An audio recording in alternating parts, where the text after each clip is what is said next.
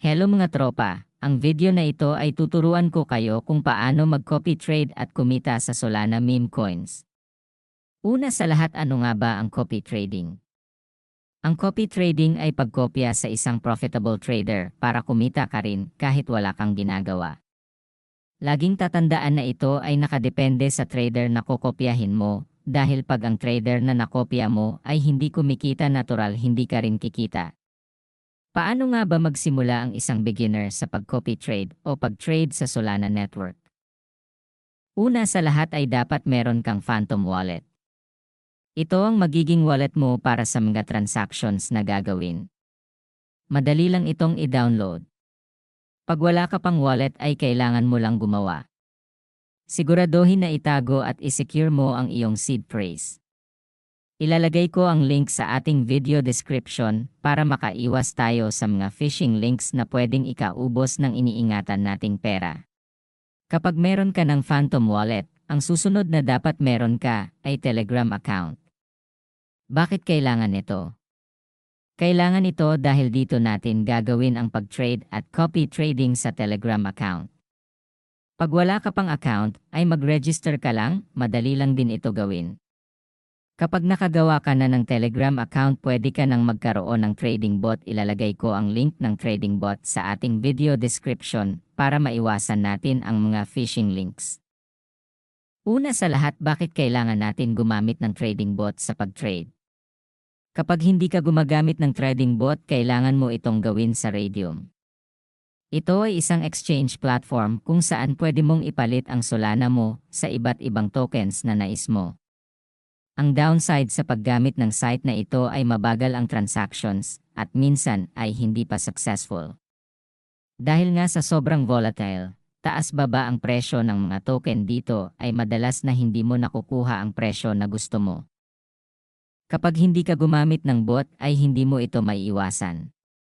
Isang halimbawa dito ay nakita mong mababa ang presyo ng isang token, kaya sinubukan mong bumili. At dahil nga sa mabagal ang transactions, minsan ay bago pa makumpleto ang trade mo ay tumaas na ang presyo. Instead na nabili mo ang token sa mababang halaga ay napamahal ka pa.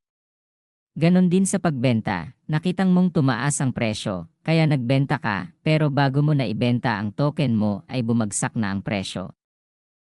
Kaya ang nangyari, instead na kumita ka, nalugi ka pa. Kung balak mong pasukin ito, para sa akin ay kailangan talagang gumamit ka ng trading bot. Ang link ng trading bot ay ilalagay ko sa video description. Kailangan mo lang itong kopyahin at i-paste sa browser mo. Kapag na-open mo na ito ay magkakaroon ka ng sarili mong wallet sa trading bot. Ang una mong dapat gawin ay i-start yung bot. Pwede mong gamitin ang command na /start para magsimula. Kapag meron ka ng trading bot, ang una mong gagawin ay i-set up ito. Punta ka sa settings, tapos wallets, tapos export private wallets, tapos show private keys. Siguraduhin huwag i-share ang private key nyo kahit kanino man para maiwasan ang pagka-hack ng wallet mo. Pagkatapos mong pindutin ang show private keys ay lalabas ang Solana wallet mo, kopyahin lamang ito. Pagkatapos ay buksan ang inyong Phantom wallet. Pumunta sa settings sa pamamagitan ng 4 na linya sa may upper right corner. Pindutin ang Manage Accounts, tapos Add Connect Wallet, select mo ang Import Private Key. Dito pwede mong pangalanan ng kahit anong gusto mo ang magiging wallet mo, tapos paste ang kinopya mo kanina na Solana Private Key Wallet dito. Congrats, na import mo na ang trading wallet mo sa Phantom Wallet. Bakit nga ba ginawa natin ito? Ginawa natin ito para mas mapabilis ang transactions mo, para hindi mo na kailangang mag-withdraw from trading wallet mo papunta sa Phantom wallet mo and vice versa. Alright, okay. Sa wakas na-connect natin ang ating trading wallet papunta sa ating Phantom wallet. So ngayon naman ang susunod na gagawin natin ay kung paano natin i-set up ang copy trading bot natin. Okay, so una sa lahat, i-click natin yung copy trade, tapos new. Siyempre dito guys sa tag, pwede nating pangalanan yung copy trade natin kung ano yung gusto natin. Depende sa inyo kung ano yung trip nyo. So, papangalanan ko yung sa ng copy master. Tapos dito guys, target wallet, dito natin ipe-paste yung wallet ng trader na gusto nating kopyahin. Siyempre, yung wallet na dapat natin kopyahin is yung profitable, yung siyempre yung kumikita. Kasi pag kumopya ka ng trader na hindi naman kumikita, siyempre, hindi ka rin kikita. Okay? So, tuturuan ko kayo guys kung paano tayo mag-check o maghanap ng wallet na profitable para makopya natin dito. Okay. So, unang gagawin natin guys, mag-open tayo ng new Google tab. Tapos, i-search natin Dex Screener. Okay. Yung Dex Screener na to guys, dito natin makikita yung mga tokens, hindi lang from Solana, Ethereum, Arbitrum, um, AVAX. Halos lahat ng token nandito. Pero, syempre, ang focus natin dito guys ay Solana Network. Okay, so pag nandito na tayo sa Dex Screener mga idol, ay kailangan na nating i-click tong gains and losses. Siyempre, ito yung mga mataas yung gains saka mataas yung losses, siyempre. So, mag-click lang tayo dito guys ng nasa taas, no? It doesn't matter kung saan i-click nyo, okay lang. So, pag-click nyo dito sa taas, sa may gitna, makikita nyo yung top trending, hindi yung itong nauna, ah. Ito yung 1, 2, 3, 4, 5, okay? Pwede natin i-select tong number 1. Ito yung pinaka-trending for today. Click natin siya. Double click lang natin.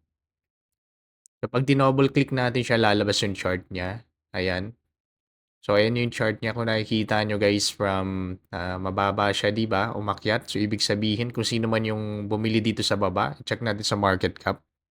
Okay. So, nag-start yung market cap niya around 40 to 50,000. So ngayon nasa 700 plus na mahigit. So kayo na mag-compute kung magkano yung kinita ng mga nakabili doon sa baba hanggang sa pagtaas.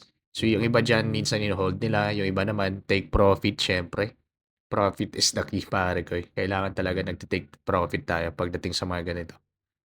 Okay, so ganun nga guys, no? So yung focus natin dito is paano nga ba tayo maghanap ng profitable wallet na pwede nating makopya.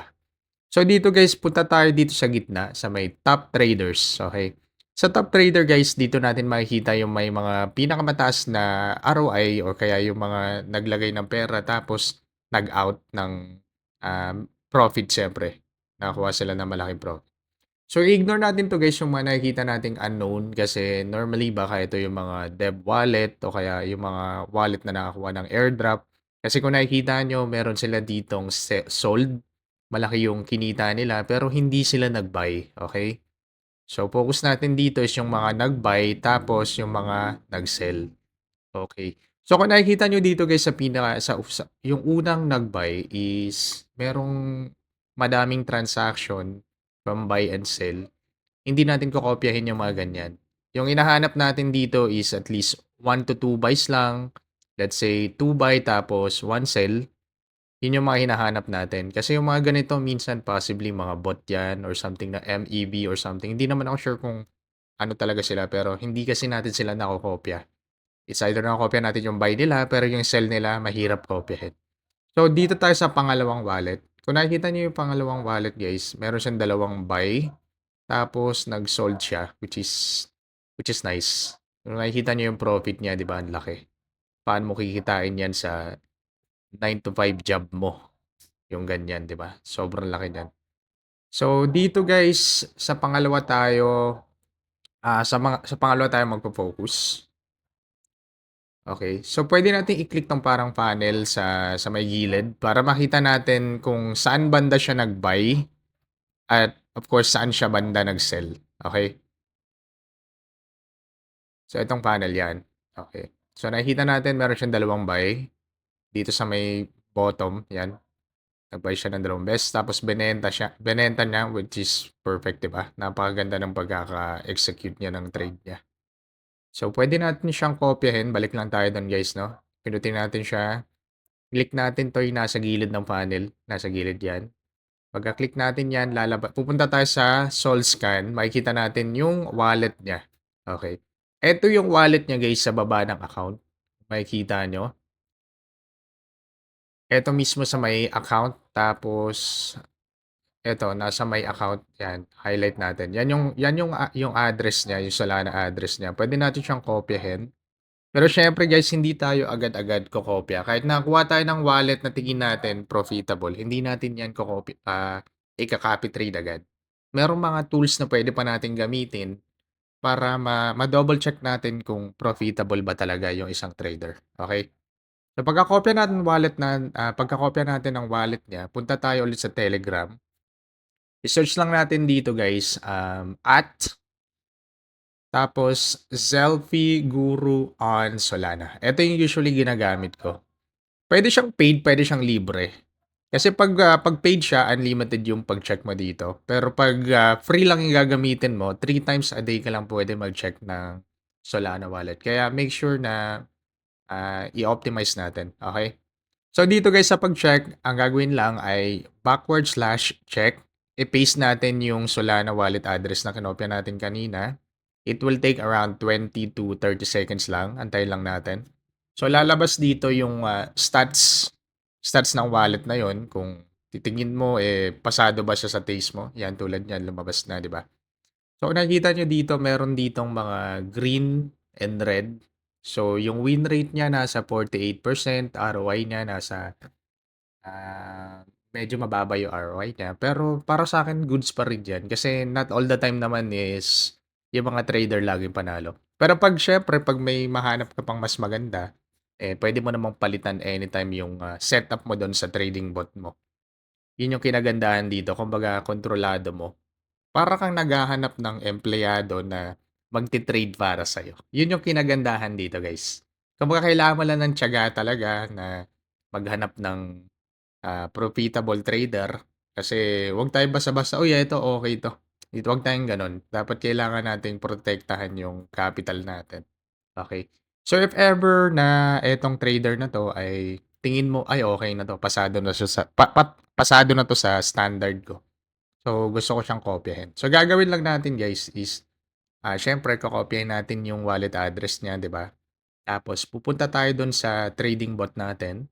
Okay. So, andito na nga tayo sa trading bot natin guys, no? So, click natin yung target wallet. Tapos, i-paste natin yung kinopyang wallet natin kanina. So, matik yan. Andyan na yung wallet. Tapos, syempre, dito guys, kailangan nating ayusin yung slippage natin. Kasi, normally kasi pag kinokopya natin yung mga traders, matataas yung slippage nila. Kaya pumapasok agad yung trades nila. Tapos, yung fee, syempre, mataas din. Kasi pag mababa yung slippage natin, baka pumasok yung trader tapos yung sa'yo, yung trade mo, ayaw pumasok kasi yung slippage mo mababa.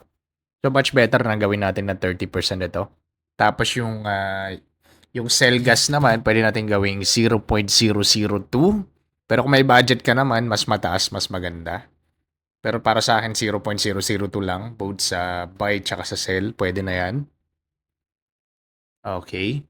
Tapos dito guys, sa copy sell, importante to guys kasi kailangan natin makopya kung kailan magbebenta yung trader kasi nga magka-copy trade lang tayo. Okay?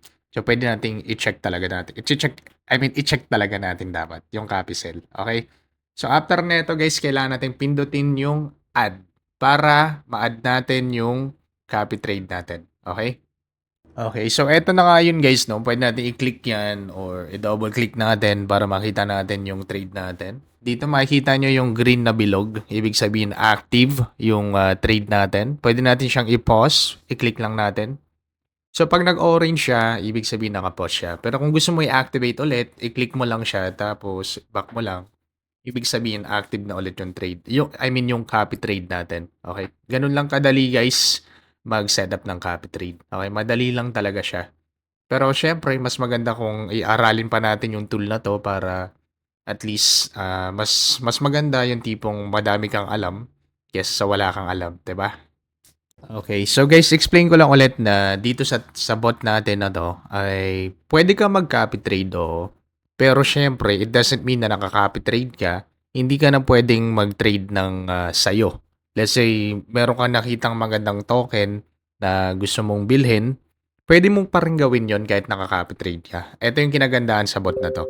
So let's say, etong coin na to, gusto mong bilhin, i-copy mo lang yung contact address niya, tapos i-paste mo lang, tapos pwede kang mag-buy. Pwede mong i-buy yan, okay?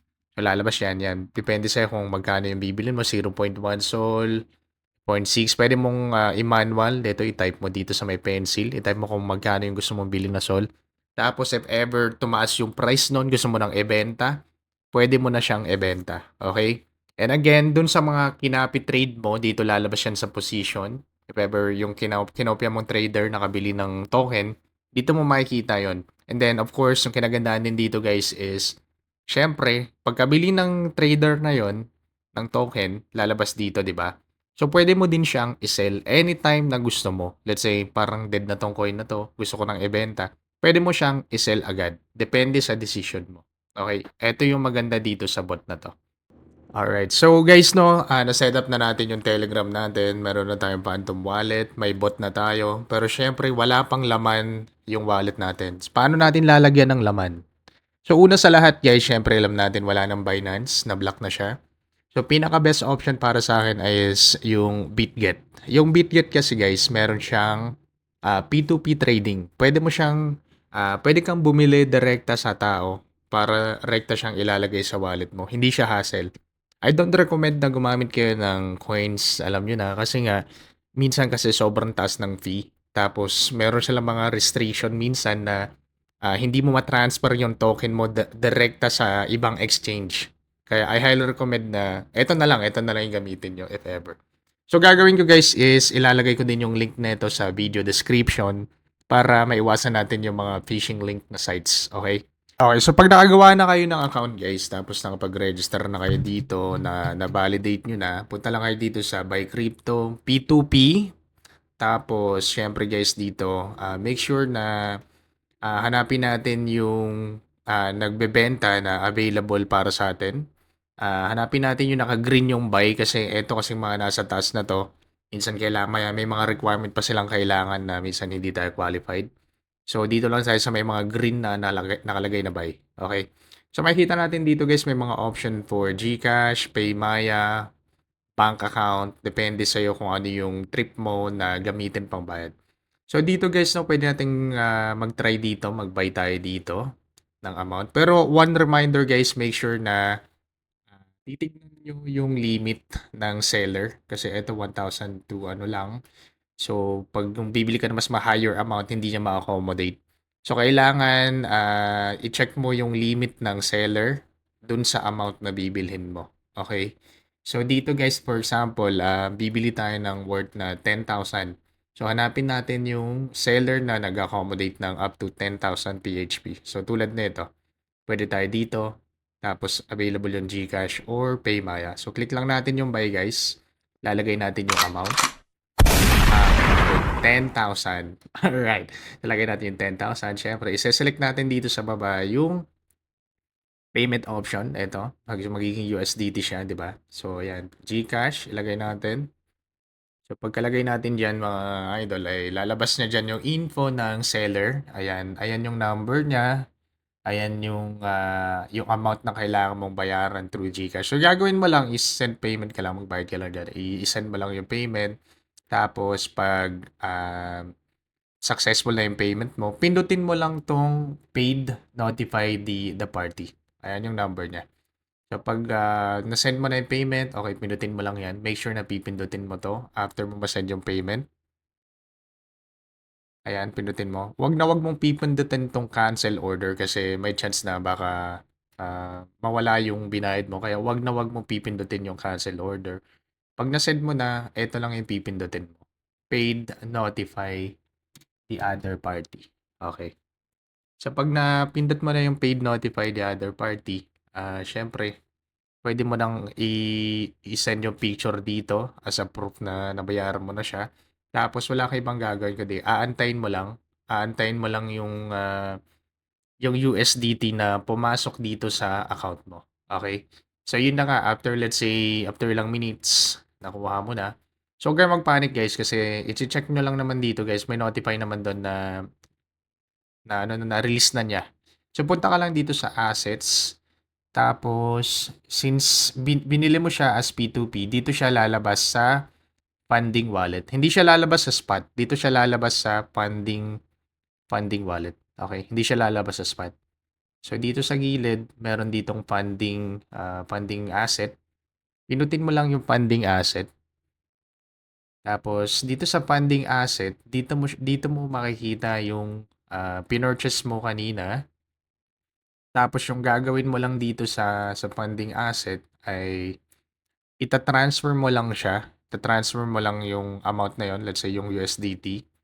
Yan, yung USDT, ita-transfer mo lang siya papunta sa spot wallet mo para makabili ka ng Solana. Ganun lang kadali, guys. Okay, so ganyan, spot, funding to spot, imamax mo lang, tapos i-confirm. Wala namang bayad yan, guys, kaya madali lang talaga yung transaction dito. Okay. So, after mo ma-transfer yung USDT mo sa spot wallet mo, punta ka lang sa spot account. Tapos, trade. Punta ka sa trade. Sa taas. Makikita mo. Pwede mo din gawin to sa cellphone kung if ever wala kang PC. Pwede mo gawin sa cellphone. So, pupunta ka sa trade. Okay. So, gagawin natin dito is bibili muna tayo ng Solana, mga idol. So, trade tayo sa spot. Ayan. Tapos, dito sa upper left corner, merong BTC USDT. Palitan lang natin siya ng SOL, Solana, to USDT. Pindutin natin yan, syempre. Tapos, pag nag-select na natin, magbabay tayo. So, yung quantity, yung full quantity, depende sa trip nyo kung bibili ba kayo ng madami o bibili nyo ba lahat. Tapos, ibabay nyo lang, select buy. Pagka-buy nyo guys, matik lalabas dyan dito sa order. Or minsan kasi nako-complete agad yung buy. Kaya make sure na limit lang kasi normally nako-complete naman agad eh. Pag market kasi medyo mababa yung bili pag market. Magpo-push through siya agad pero medyo mababa yung value. So mas maganda i-limit mo na lang. So guys, after nyan, lalabas dito yung Solana mo. Yan, tulad yan, if ever. Solana. So gagawin lang natin dito guys is withdraw. Click lang natin yung withdraw. Tapos dito maghihingi siya ng wallet address. Okay. So yung wallet address na gagamitin natin dito ay yung andun kanina, yung in-import natin dito sa Phantom Wallet. Punta lang tayo dun sa wallet na yun na pinangalanan natin kanina. Solana. Hanapin mo yung Solana. Tapos, receive. Okay. Receive copy lang natin yan. Pagka-copy natin yan guys, gagawin natin, ipipaste lang natin dito. And of course, pagka-paste natin dyan, next mo lang. Tapos, ise-select mo yung amount na kailangan mong i-complete. Okay. Normally sa BitGet, I believe meron pang mga KYC or something. Kukompletuhin nyo lang naman yun guys. Madali lang naman yun. Hihingi sila ng picture ng ID nyo. Pero safe naman yun guys kasi babalidate lang nila yung know your customer ba. Parang ganun. Madali lang naman yan. Okay. So after nyo masend dito, matik yan guys. Lalabas na yung fund nyo dito sa Phantom Wallet nyo. Normally up to 5 to 10 minutes, papasok na siya dito sa Phantom Wallet mo. So pag pumasok na siya sa Phantom Wallet mo, pwede mo na siyang ma-check andun sa wallet mo sa Trohan. Tapos i-refresh mo lang, lalabas na yung balance dito. Magre-reflect na yung balance na tin-transfer mo. Tapos pwede ka na mag-start mag-trade kung gusto mong ikaw mag-trade or mag-copy trade. So if ever yung kinopya mong trader mag-buy or mag-place ng trade, matik ikaw magpe-place ka din ng trade as long as naka-active yung copy trading mo. Okay? So yun lang guys, napakadali lang. If ever may question kayo, i-comment nyo lang sa comment section. Or if ever this video na nakatulong sa'yo, don't forget na i-thumbs up o kaya mag-subscribe. Gagawa pa ako ng mga video if ever meron kayong katanungan like paano mag-identify ng mga meme coins na hindi rug o kaya maghanap ng potential coins na pwede nating i-trade, mga ganun. Okay, so see you again sa next video natin guys. Thank you.